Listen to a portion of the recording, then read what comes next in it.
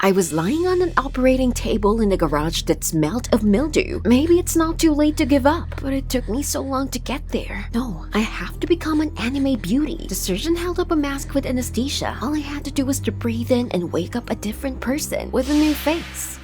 It all started a month ago when Chris was transferred to our class. That's a pretty boy. Blue eyes, bangs. He looked like a character from an anime. But I immediately realized that I was not going to get anything. I was dark, short, and I could not even put two words together at the sight of a pretty guy. And suddenly Chris, walking to his seat, smiled at me. I immediately blushed.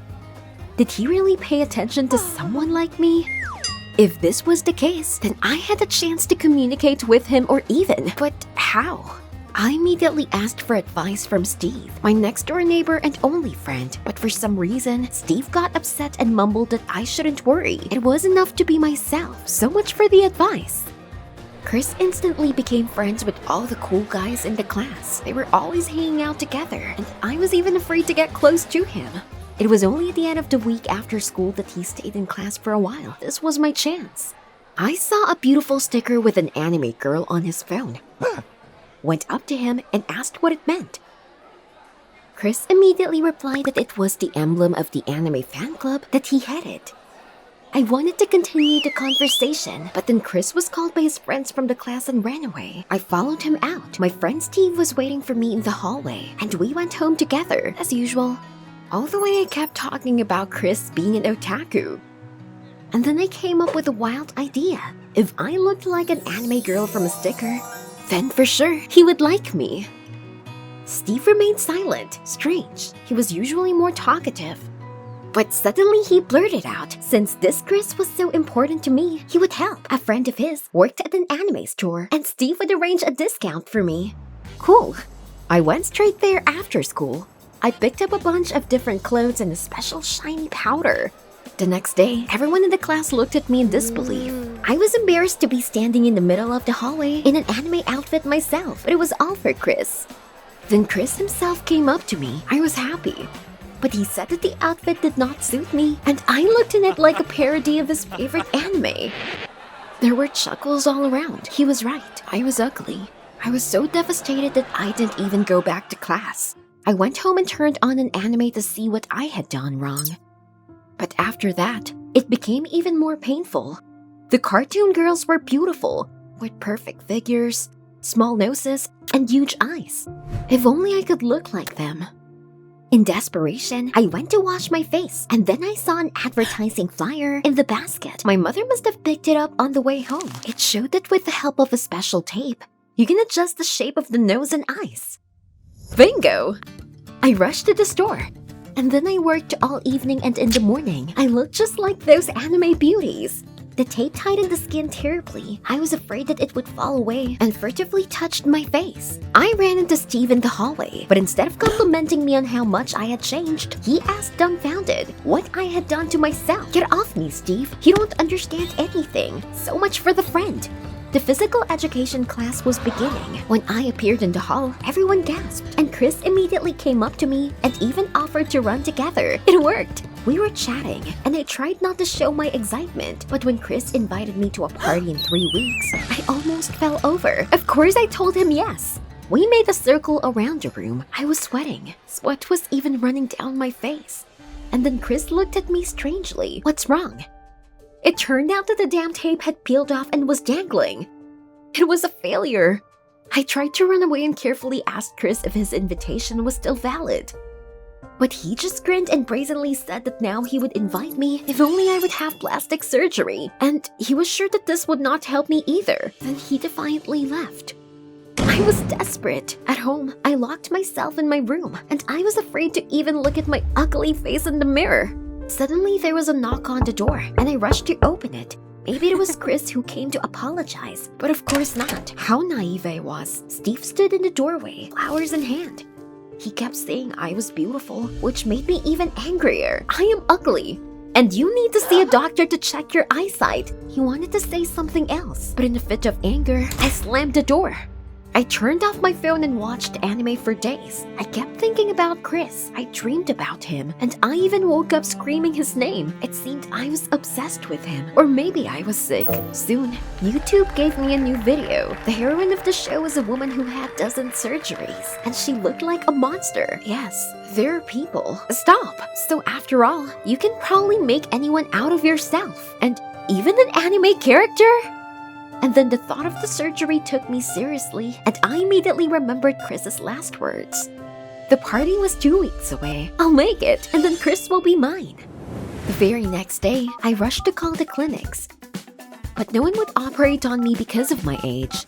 Well, no, I just wouldn't give up. I got into the darknet. Here I could definitely find everything. And I came across the website of a doctor. He was working illegally. I was scared, but I decided to call him anyway.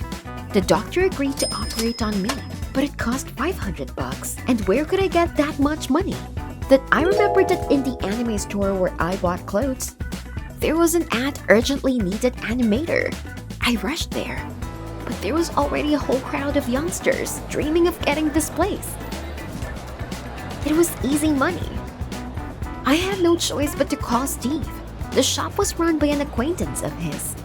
I lied to him that I needed money for cute anime shoes. Steve listened in silence and said dryly that he would help, but only if I went to the party with him and not with Chris. I almost choked. We're friends, but there was nothing to do, and I agreed. An hour later, I was already pulling a Totoro costume. It's one of the cult heroes of anime. If I distributed leaflets for 12 hours a day, I would collect the necessary amount in a week without any problems. But after an hour on the street, I was ready to give up. It was very hot in the suit. Besides, they didn't take any single leaflet from me. A block from the store, I came across the fairground. Here I met great success. The flyers were being snapped up, but suddenly someone tapped me on the shoulder. I turned to see a huge man in a similar Totoro suit standing in front of me. He said it was his territory, and I'd better get out. I don't think so, damn Totoro. Then a fight broke out between us. We were lying on the ground, awkwardly squirming in these suits, until our boss came running at the noise. I thought he was going to punish the bastard, but he just threw me out without paying a cent.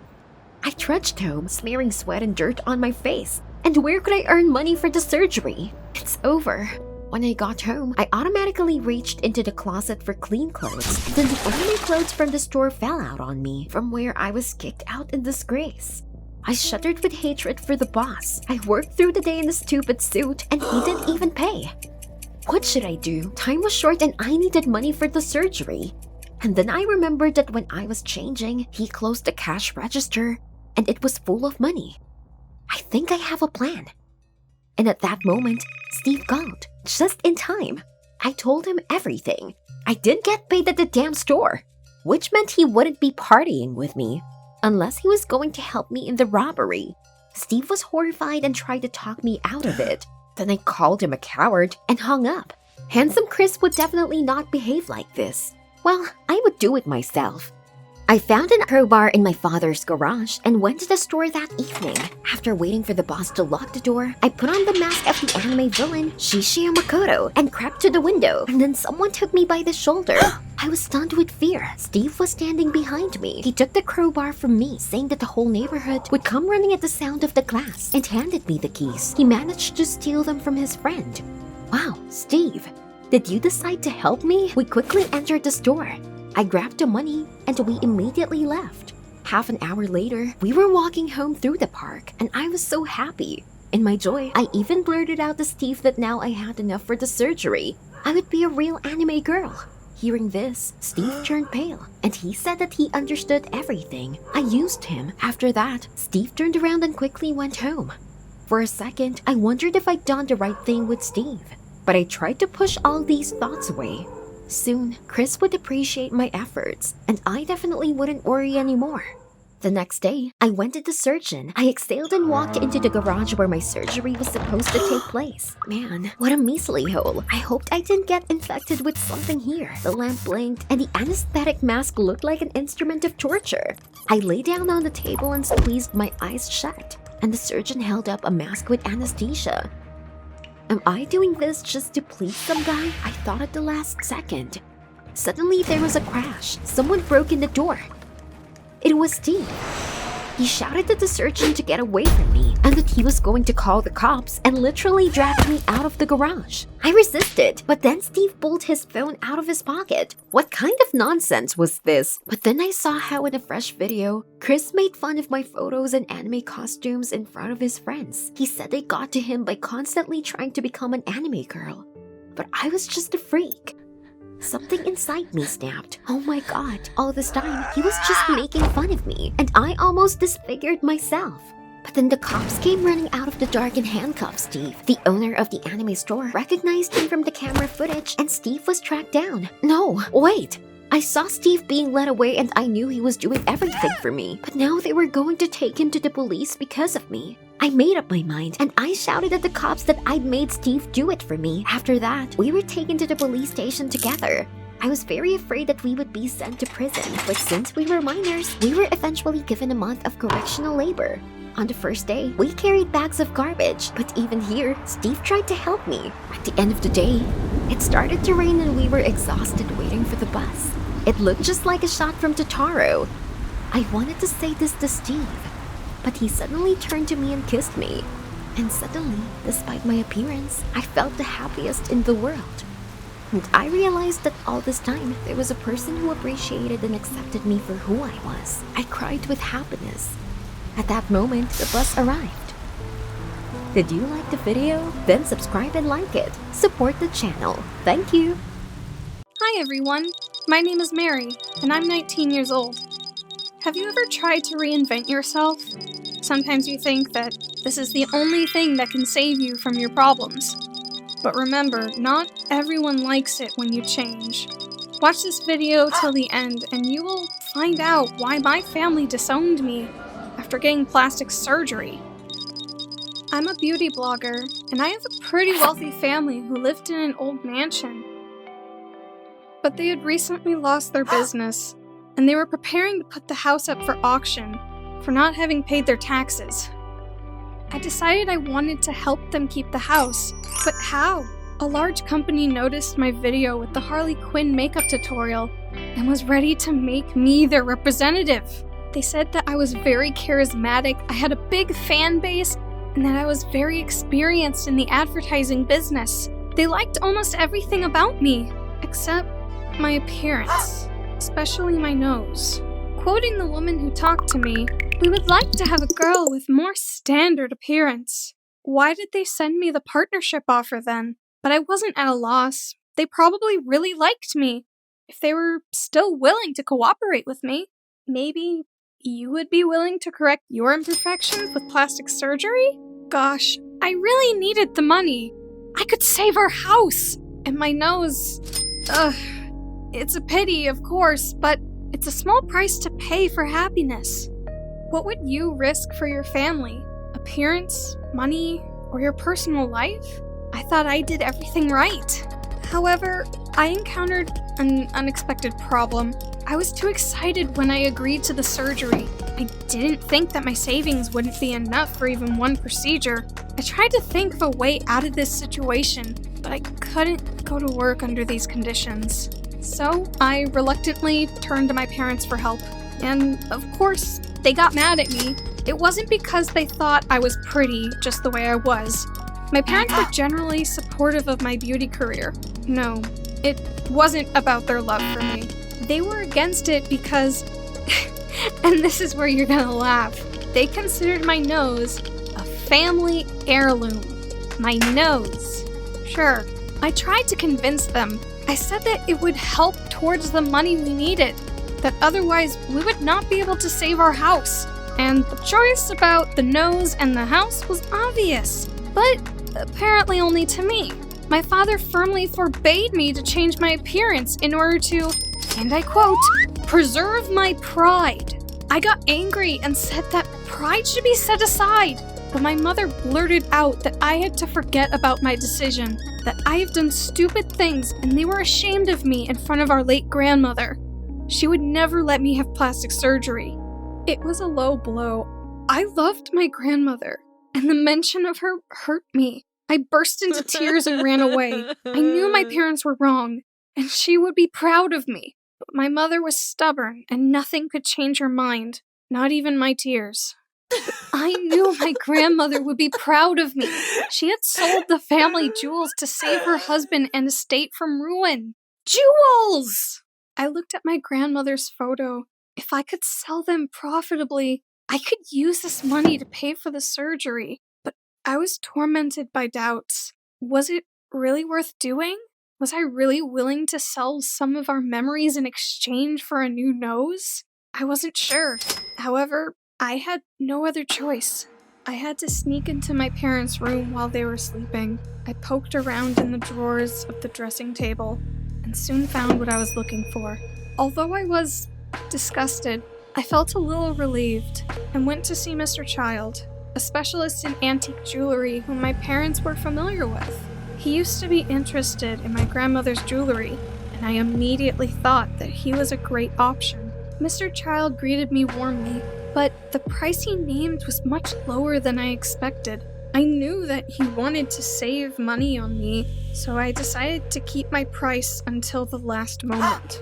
However, he seemed to know at once that I was in a hopeless position and said that these jewels were not precious, that no one would take them for more than the price he offered, and that I might be left without any money at all if I continued to be picky. I felt miserable. I didn't want to sell my grandmother's memory for anything. But the truth was, I really didn't have a choice. Either I was changing myself, getting a job, and saving the house, or I didn't even want to think about it. And Mr. Child caught me like a spider in a trap. But on the other hand, I had money and could finally do this stupid nose job. The surgery was terrible. No, it didn't hurt, but no one warned me that I would have to lie still for hours and think, wondering if I did the right thing. Have you ever doubted your decisions when it's too late to change anything? It's a disgusting feeling. Immediately after the surgery, when I wanted to call my parents, I received a call from them. It turned out that the bailiffs arrived to our house for inventory of property, and my parents wanted to pay them off with grandmother's jewelry, but they couldn't find it! Damn! I immediately rushed home. My mom and dad were speechless at the sight of me. I explained the situation, said that I wanted to save the house, but all I heard in response was, "Get out. This is not your house anymore." That was their gratitude.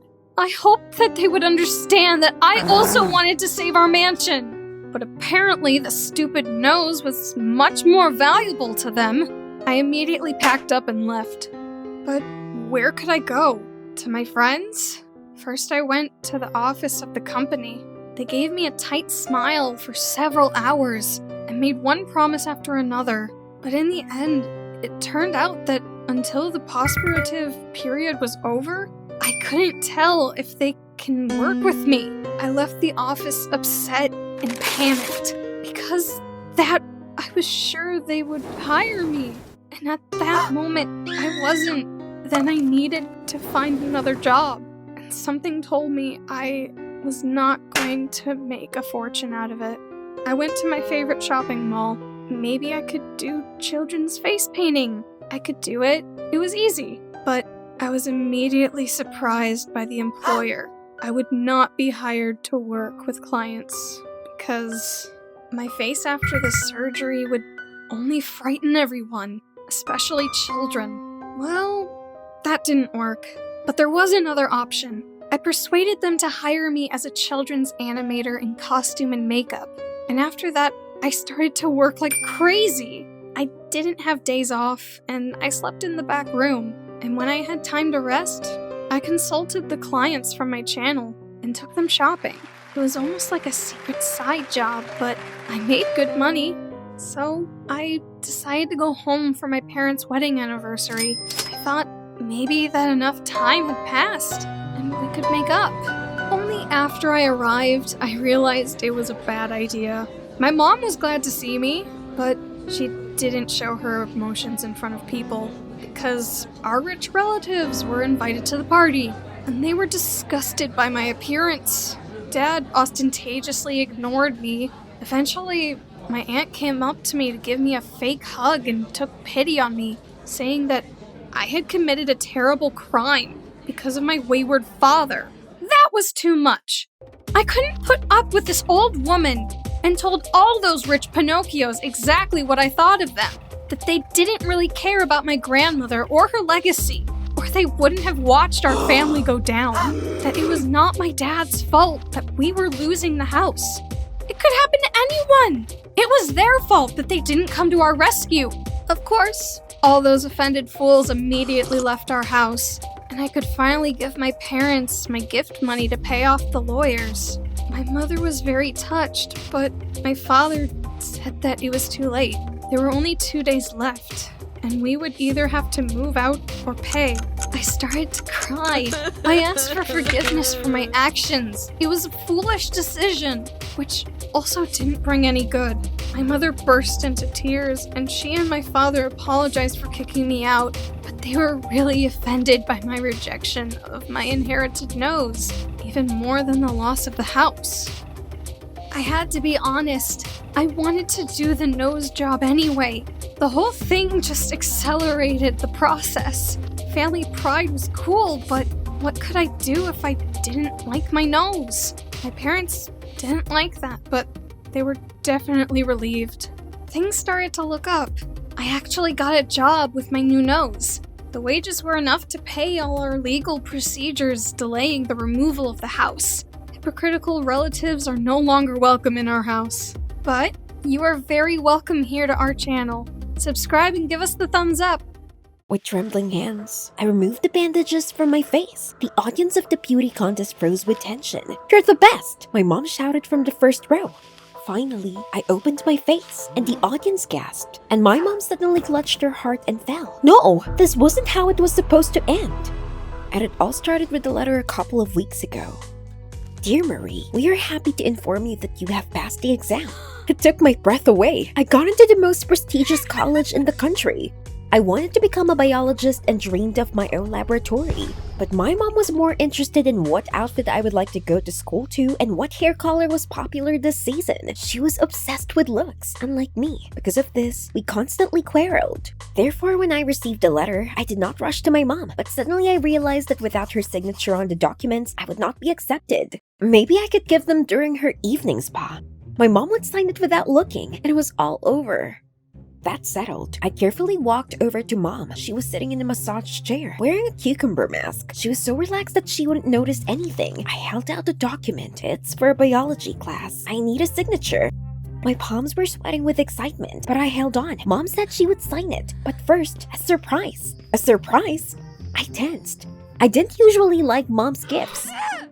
"You're going to a beauty contest," she happily reported. Was this a joke? I had more important things to do. And then Mom took the cucumbers from her eyes and began to carefully read the documents. Oh no!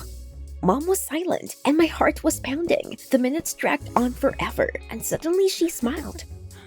What? Was she not angry? My mom calmly said that I could go to college, but with a condition. I had to win the beauty contest. What? Scientists don't walk the runway in bikinis. I ran to my room, slamming the door behind me. I couldn't sleep all night. My mom in her youth constantly participated in contests, but she did not manage to get the first place. Then she was pregnant with me, and the jury considered her overweight. How she wanted to take it out on me, and if I refused, goodbye college. In the morning, I woke up to my mother banging into my room. She blurted out that she had spent the whole night looking at photos of the finalists of beauty contests and found out what facial features were in fashion. And then she said that I didn't meet the ideal. But it's fixable, she continued calmly. You just need to fix your nose a little and raise eyelids. What? Mom, are you out of your mind? And then she blurted out that she had already signed a contract with the clinic. I was beside myself with anger, but my mom immediately reminded me of the condition. Without the finalist's crown, there would be no signature for the college. Heck, gritting my teeth, I agreed. I would figure out how to get out of it. We got into a taxi, and I looked at myself in the driver's mirror. My nose is normal. Surely the doctor will say the same thing. But as we drove up to the hospital, I noticed big security guards at the entrance. Strange. Why are they here? My mom led me into the doctor's office, Dr. Strange, and he immediately looked me up and down. Surely he couldn't find any flaws in me. And then Strange said that my nose was really a little crooked, and the eyelids drooped. Alright, that's enough. There was no way I was going into surgery. Then I had an idea. I whispered to my mom that I'd left my lip balm in the car. They are so cracked, and this is unacceptable for a future beauty queen.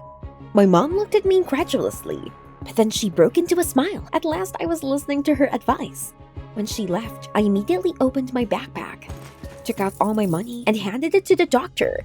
Let's lie to my mom that I have contraindications. But the doctor glared at me and ordered me to put the money away. I begged him to help me, but he didn't say anything. Then Mom was back. Damn it. I barely had time to put the money away. I was afraid that Dr. Strange would tell her everything. And all he said was that we could go. Did I really succeed? And then, instead of leaving the hospital, my mom took me to one of the wards. What? My mom said that the surgery would take place in 3 days, and in the meantime, I would be in the clinic. No, I'm not staying here. Ignoring my mom, I was already heading for the exit, when suddenly the road was blocked by those same big guards. What's going on? The guards led me to the ward. My mom shouted that I would thank her. I tried to pull away and couldn't believe it was happening. My mom locked me in the clinic to perform a surgery against my will. I pushed into the ward. Then the nurses immediately appeared and began to pull off my clothes. I struggled as best as I could, but soon I was in my hospital pajamas. The nurses took my clothes and left. I looked around, and the girls in the ward were bandaged, just like mummies. Some had tubes sticking out from under their bandages, dripping with a nasty liquid. I need to get out of here now. For a couple of hours, I pretended to be asleep while I listened to the guards' footsteps and calculated when they were going around the corridor, but I would be caught right away in my hospital pajamas. The neighbors were snoring softly in their beds. Of course, they weren't brought here by force. Stop. So no one took their clothes, and it could be borrowed. Trembling with excitement, I crept to the nightstand of one of the patients and opened the door. The nightstand creaked softly, and the girl rolled over on her side. Her bandaged face was right in front of mine, but then the neighbor sniffed again. What have I come to? I hurriedly changed my clothes, and soon I was creeping down the hall if only no one would hear. There were only a couple of meters to the exit. Suddenly, someone grabbed me by the shoulder. I screamed. The guard! I froze, and the bandaged girl suddenly jumped out into the corridor and screamed that I had stolen her clothes. This was the end. The guard barked. What are you doing? Come on, think. You're a future scientist. And then it hit me. I yawned and then asked innocently, was I sleepwalking again? The guard gave me a searching look, and then he softly said that his sister was also a sleepwalker, so we understood everything. But as soon as he took us to the ward and left, the girl shouted that she knew I was a liar and a thief. When I undressed, she took the clothes from my hands and wandered to her bed. I went to bed too, but I couldn't stop thinking about running away. I fell asleep only in the morning. An hour later, Dr. Strange woke me up. He was holding a marker in his hand. I immediately sat up. What was he going to do? The doctor said that for now, he would only point out where to fix the face. No, don't! But the nurses grabbed my arms, preventing me from escaping. Let me go, you assholes!